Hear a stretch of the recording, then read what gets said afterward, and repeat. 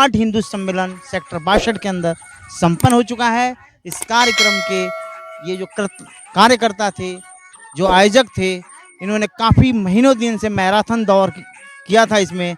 आज उसका परिणाम भी बहुत अच्छा रहा और लोगों ने काफ़ी सराहना भी किया है। भाई साहब ये बताओ, इस ये कार्यक्रम को सफल बनाने के लिए 1 महीने से आप लोग कितना परिश्रम किए थे?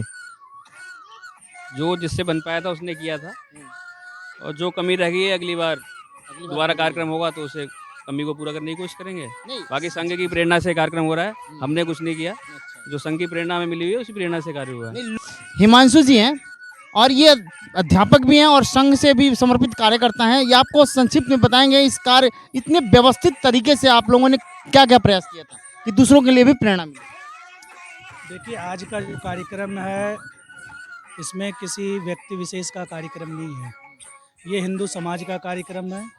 हिंदू समाज को जागृत करने का कार्यक्रम था, हिंदुओं को एकत्रित करने का कार्यक्रम था, जिससे समाज में एक मैसेज जाए और समाज जो है संगठित हो। तो आज का कार्यक्रम किसी एक व्यक्ति का नहीं था। जिनको जो जिम्मेदारी दी गई उन्होंने 100% कार्यक्रम को सफल बनाने में अपना सहयोग दिया। इस विराट हिंदू सम्मेलन इस सेक्टर 62 में जो आज आयोजन हुआ, तुमने क्या क्या तैयारी की थी? हमने एक दिन नहीं तैयारी कर एक ही दिन में तैयारी कर दिया इतना? सीखा हुआ था। अच्छा। 2-3 साल पहले सीखा। कौन सी स्कूल में पढ़ती है? समरवेल, कहाँ पे? Sector 22 in Noida. नोएडा। क्या नाम है? ध्रुवी द्विवेदी। अच्छा, तुम्हारा क्या टॉपिक था यहाँ पे? भरतनाट्यम। भरतनाट्यम। बहुत अच्छा डांस किया था, हम लोगों ने कैमरे में कैद किया है, आएगा उसमें दिखेगा। सेक्टर के अंदर में विराट हिंदू सम्मेलन में इतना व्यवस्थित तरीके से मातृशक्ति को भी एकत्रित कर दिया था, कैसे किया था? दूसरों के लिए प्रेरणा मिली। ये सिर्फ मेरा ही नहीं था सहयोग, मेरे पूरे सेक्टर वालों का, पूरे सेक्टर वासियों का ही भी सहयोग था।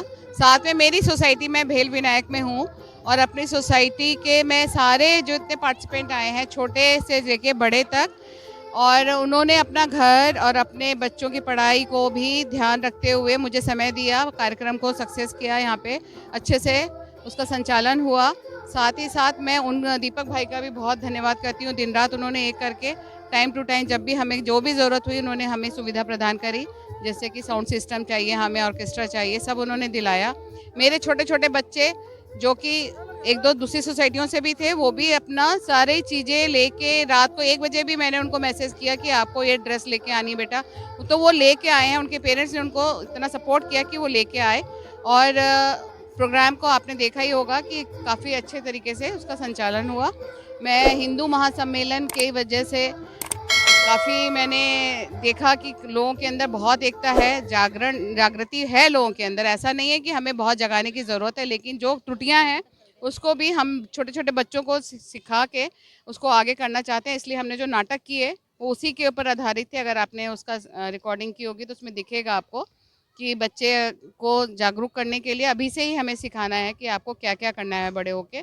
ऐसा नहीं हो कि आज वोट डालने के लिए आप नहीं तैयार हो तो कल आपको क्यों तैयार होना है। तो उसके बारे में उनको सबको अभी से पता चल रहा है। तो शायद अभी 11-12 साल के बच्चे हैं, 18 साल के होंगे, 21 साल के होंगे, तो इस चीज़ को ध्यान रखेंगे। इसलिए मैं सबका शुक्र। एक प्रश्न मेरा ये है कि जो छोटे बच्चे हैं और पूरे सनातनी परिवार में परिवार से ही उनके अंदर सनातन का गुण जो भाव है छोटे बच्चों के अंदर, माँ का बहुत बड़ा योगदान रहता है। उसके लिए भविष्य के लिए सनातनी परिवारों के लिए कि आपका क्या संदेश रहेगा अन्य माताओं के? जब माता ही हमारी सक्षम है उनको समझाने के लिए, अगर उनके अंदर ही है वो हिंदुत्व की भावना, तो बच्चों में अपने आप ही आएगा। क्योंकि वो पैदा होते ही मुझे लगता है कि सिखाया जाता है हर चीज़ उनको, रीति रिवाज, उनके कस्टम्स क्या होते हैं, हमारी पूजा क्या होती है, बड़ों का सम्मान कैसे किया जाता है, पर्यावरण का कैसे देखभाल करना है, पानी को, नल को बंद करना है, बिजली फालतू नहीं खर्च करनी है। शायद हमने बचपन से बच्चों को सिखाया है, तो आज बड़े होके वो भी शायद यही करेंगे और अपने बच्चों के साथ भी यही करेंगे। ये जो मैम कह रही है, जो हमारे जो पढ़ाई का मैकाले वाली जो सिस्टम थे वेस्टर्न कल्चर के अंदर,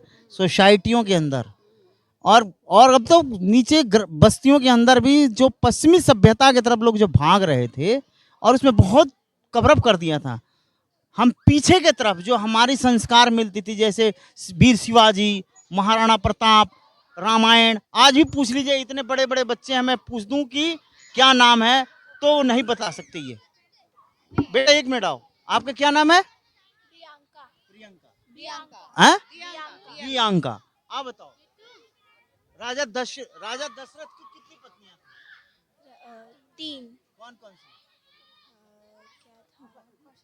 देख लिया मैम, यही है बच्चों के अंदर। मैंने जो बात कहा वही चीज है कि हम लोग बचपन में होते तो दादी और नानी सुबह को भोर में कहानियां रात में सोते समय सुनाती थी, वीर शिवाजी का, महाराणा प्रताप का। आज उस चीज में कमी आ गई, इस चीज को मानिए। नहीं मानती हूँ, क्योंकि कंपटीशन इतना बढ़ चुका है। आज बच्चे को इतनी मोटी मोटी किताबें दे दी गई हैं। पुराने जमाने में आपको क्या मिलता था, आप बताइए? तख्ती मिलती थी, कलम मिलती थी, है ना? मोबाइल मिल गया है, मोबाइल तो मिल गया है, हम लोग किताबें मिलता था पढ़ने तो आपने क्यों कल्चर में ऐसा सम्मिलित करने दिया कि आज हमको नोट्स भी मोबाइल से लेना पड़ता है, मोबाइल में पढ़ना पड़ता है, और हम आज नहीं पढ़ेंगे इससे तो हम पीछे हो जा रहे हैं। बाकी चीजें हम जितना जरूरत है में वो भी पढ़ सकते हैं ना, रामायण की पढ़ते हैं, ऐसा नहीं है नहीं पढ़ते हैं, पढ़ते हैं। मेरे बच्चे विदेश में रहते हैं, वो आज भी रामायण उसने कराया दिवाली में पूरा।